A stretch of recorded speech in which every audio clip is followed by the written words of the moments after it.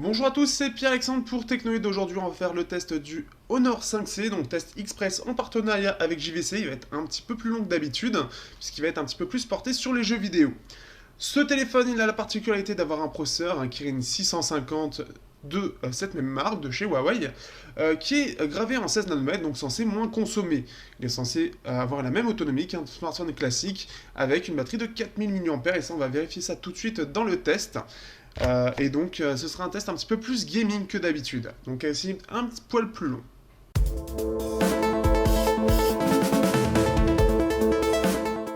Au niveau du design, on reprend un petit peu les mêmes lignées que le Honor 5X et on en fait quelque chose d'un poil différent, notamment au dos avec sa ligne plastique un petit peu plus renfermée vers l'intérieur de l'appareil. Cette partie en métal, ça se ressent pas forcément, mais quand on fait la différence entre le plastique et le métal, ça se sent, donc ça va mieux dissiper la chaleur. On a toujours cet appareil photo assez reconnaissable dès chez Huawei. On a les boutons ici, on a l'écran de 5,2 pouces Full HD ici. Le logo Honor en bas, ça change un petit peu. Les capteurs classiques, la jack du USB classique, le haut-parleur est juste là, après le reste c'est décoratif. Un design assez réussi, même si je le trouve un petit peu massif. Les 5.2 pouces y sont pour quelque chose, et le fait que les bords ne soient pas très optimisés aussi. C'est un peu aussi le fait qu'ils soient en rapport qualité-prix. Néanmoins, le design ne laissera pas indifférent, et sera un petit peu différent de ce qu'on voit ailleurs, donc c'est plutôt sympa. C'est juste un petit peu massif, c'est le côté un petit peu dommage. Au niveau de la surcouche, on se retrouvera avec EMUI 4.1, le tout sous Android 6.0, donc une surcouche qui est plutôt fluide, qui s'améliore un petit peu avec le temps.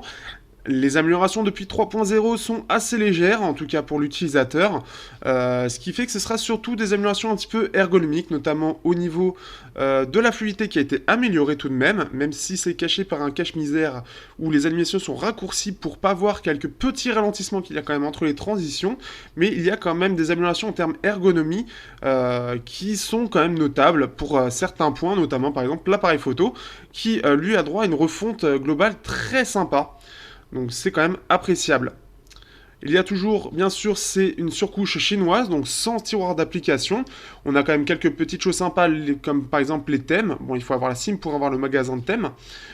Et on a quelques applications supplémentaires, donc les miroirs, par exemple, boussole, radio. C'est Dual SIM aussi, donc on a une gestion du Dual SIM. On a aussi une gestion de la santé, aussi pour ceux qui veulent gérer leur santé, donc pour compter les pas, la distance, savoir les calories, ce genre de choses.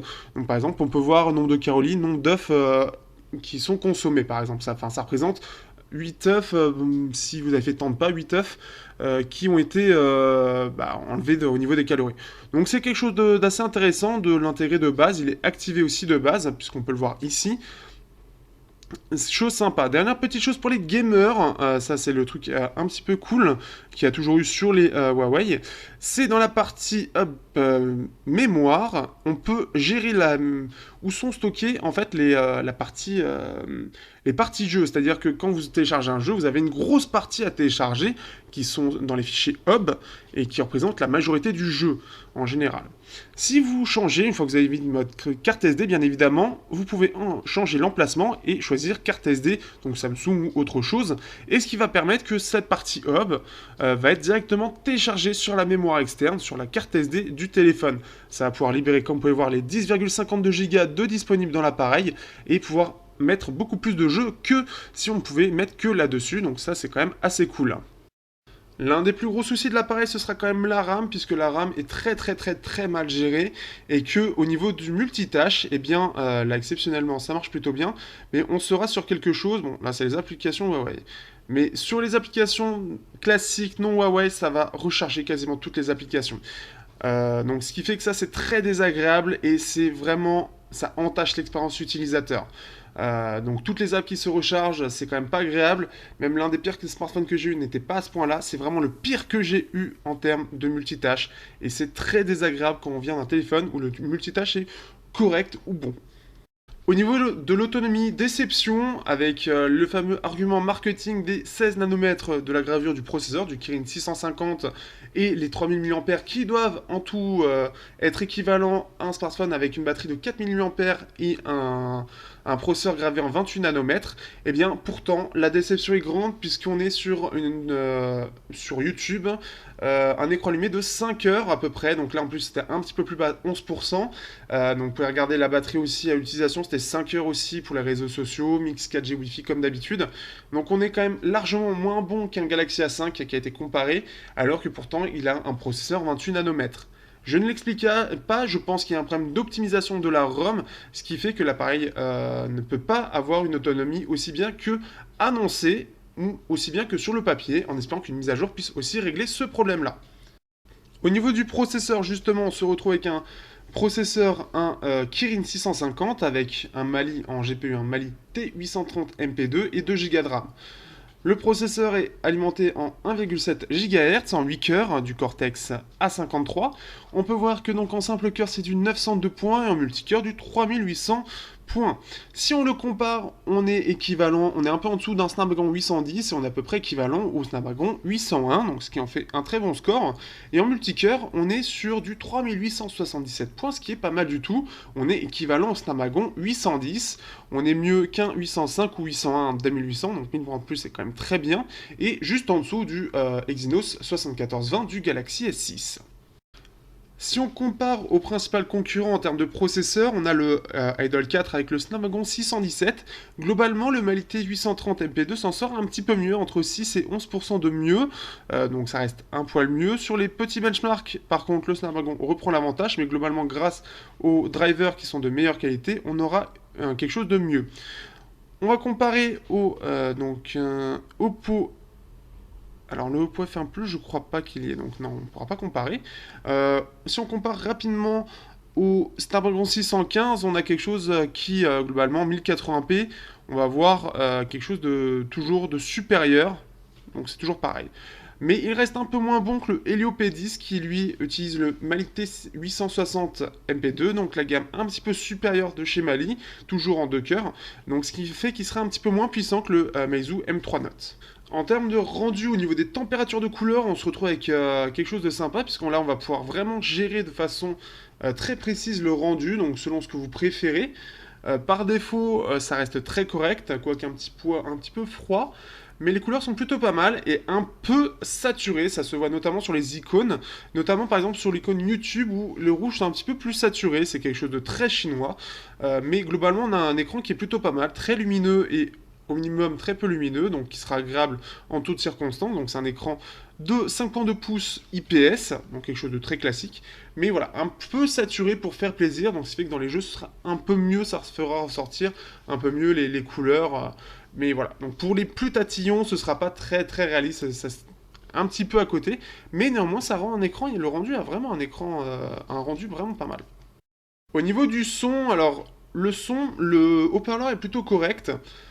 Par contre, bon, pour du jeu, on n'a pas de stéréo, c'est-à-dire que ce sera juste ici, c'est ce haut-parleur-là. Il reste assez puissant, donc c'est quand même sympa. Donc pour la musique, c'est ça. Hein. La musique, c'est Modest Apchoum Sign pour ceux qui seraient intéressés. Donc on a juste ce haut-parleur-là, ici c'est pour le micro. Et la plus grosse déception pour moi, c'est surtout que, bon, là c'est correct, on est surtout sur les médiums qui vont ressortir, les basses pas trop, mais c'est assez correct. Le pire, c'est quand même la jack qui est très moyenne et de base, l'effet SWS est activé dans le son. N'hésitez pas à le désactiver parce qu'il a tendance à rendre très très basseux tout l'ensemble de la musique. Donc si vous le désactivez, vous aurez quelque chose quand même déjà de bien mieux et de plus allégé, de moins lourd à écouter, mais ça reste très basseux. Les basses ressortent vraiment et ça c'est vraiment dommage. Et il manque du détail, c'est un peu mou, c'est-à-dire ça manque vraiment de punch, de précision, de détail, ce qui fait que c'est passable, c'est vraiment pour ceux qui veulent écouter de la musique, qui sont un petit peu tatillons sur ce point-là, ils seront quand même très déçus. Au niveau des photos, on se retrouve avec un appareil photo de 13 mégapixels à l'avant. Donc déjà, on peut voir qu'il y a des choses assez sympas, puisque l'appareil photo a été totalement repensé en termes de choix. Donc si on slide à gauche, on va avoir tous les choix ici. Et si on slide à droite, on va voir toutes les options. Donc c'est bien mieux fait qu'avant, et ça c'est quand même quelque chose d'agréable. En termes de rendu, on va avoir quelque chose de correct.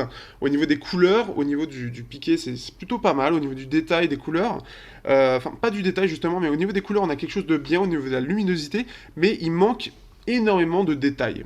pour comparer, je l'ai comparé au Redmi Note 2 qui lui a aussi ce même problème. Et c'est très moyen, c'est un petit peu moins bien, alors que déjà que le Redmi Note 2 est pas génial non plus.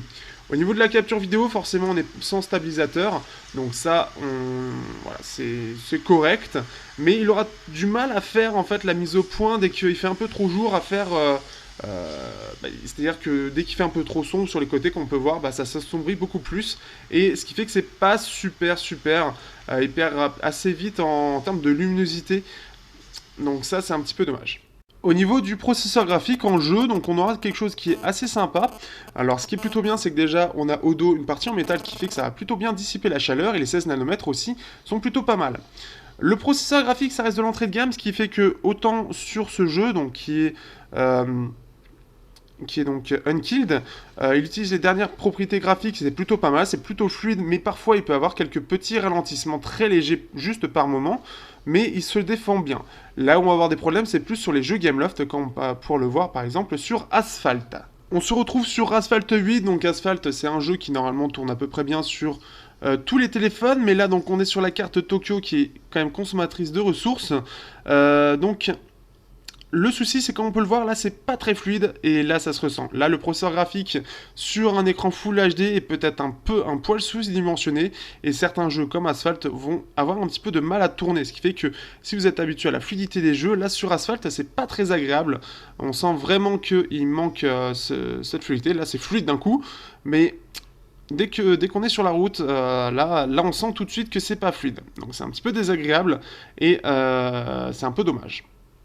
Pour terminer, on va terminer sur Real Racing, qui est un jeu qui est consommateur aussi de ressources. Et là, c'est agréable, puisque par contre, sur celui-là, ça va être fluide.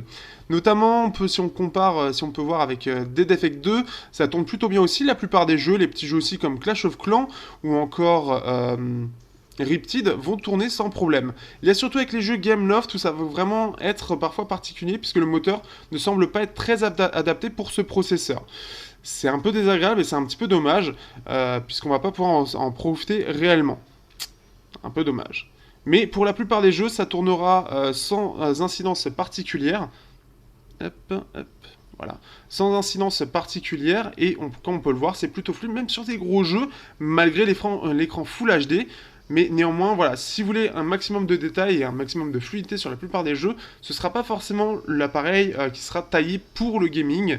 Ce sera plus, par exemple, le Helio P10 du Meizu M3 Note, qui, à lui, est plus performant, puisqu'il a un Mali T860 au lieu du 830, toujours en 2 cœurs. Alors, que penser de ce Honor 5C qui débarque en France? On n'avait pas eu le 4C, maintenant on a le 5C.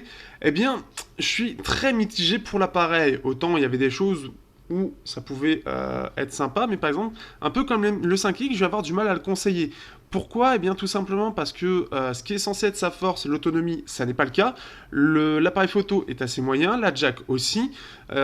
L'écran s'en sort plutôt bien, ça vient un peu sauver tout ça.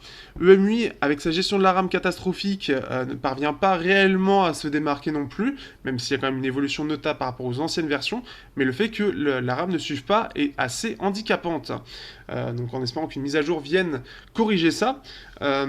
Ce qui fait que c'est un peu compliqué avec autant de défauts ou de côté moyen de l'appareil de le conseiller. Quand on voit par exemple un Moto G4 ou un Meizu M3 Note qui sont globalement supérieurs et mieux réussis, c'est un peu difficile de conseiller celui-là. Après, à vous de voir si vous aimez la marque Honor ou si vous avez quelque chose de particulier que vous appréciez chez cette marque. À la limite, pourquoi pas, mais moi je ne peux pas le conseiller à l'heure actuelle tant qu'il n'y a pas de mise à jour pour améliorer globalement le système. L'appareil photo est vraiment trop limite face à la concurrence, même face au Honor 4X d'ailleurs. La jack est vraiment trop moyenne, le haut-parleur, bon, c'est correct, mais voilà, c'est-à-dire pour moi, le seul truc que j'aime bien sur cet appareil, c'est l'écran. C'est un peu limité quand même. Donc, ce qui fait que, voilà, sur cet appareil, je vous dirais de passer votre chemin et d'aller voir chez d'autres concurrents, même le Honor 5X chez Honor, qui sera globalement plus intéressant. Sur ce, à bientôt sur Technoid pour un prochain test.